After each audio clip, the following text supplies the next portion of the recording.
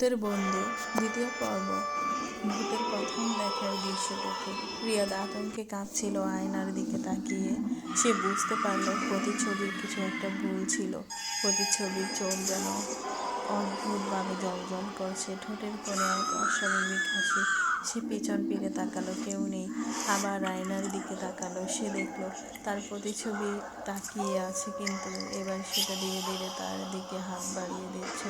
আতঙ্কের রাত। রিয়াদ চিৎকার করে লাইট জ্বালিয়ে দিল। আয়না এক মুহূর্তের জন্য কেঁপে উঠল, তারপর সব স্বাভাবিক। কিন্তু তখনই দরজার নিচ থেকে কুয়াশার মতো ধোঁয়া বেরিয়ে আসতে শুরু করলো। সে হতভম্ব হয়ে দরজার দিকে তাকিয়ে রইল। ধোঁয়ার ভেতর থেকে ধীরে ধীরে একটি অস্পষ্ট আবয় গঠিত হলো। কিছু একটা যেন তার সামনে দাঁড়িয়ে আছে। কে কে ওখানে? রিয়াদের কণ্ঠ কাঁপছিল। একটা অস্পষ্ট স্বরের কণ্ঠ ভেসে এলো, আমি তোমার বন্ধু। ভয় না, বন্ধুত্ব।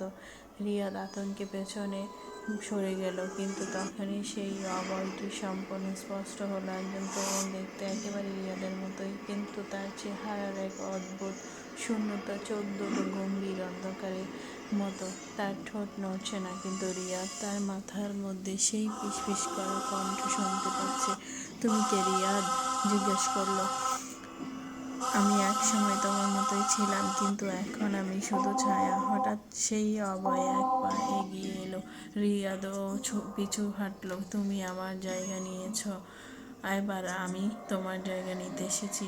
রিয়াদ চিৎকার করে দরজা খুলে পালাতে লাগলো, কিন্তু দরজার ওপাশে শুধুই অন্ধকার, যেন কোনো শূন্যতার মধ্যে পড়ে গেছে সে। পরবর্তী ভিডিওটির জন্য অপেক্ষা করতে হবে। রিয়াদ কি সত্যিই পালাতে পারবে?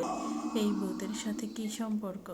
নাকি সে নিজেই এক বিভীষিকার মধ্যে আটকা পড়েছে? কমেন্ট করে জানাবেন, এবং এরকম নতুন নতুন ভিডিও পাওয়ার জন্য চ্যানেলটি সাবস্ক্রাইব করে রাখবেন। পাশে থেকে বেল আইকনটি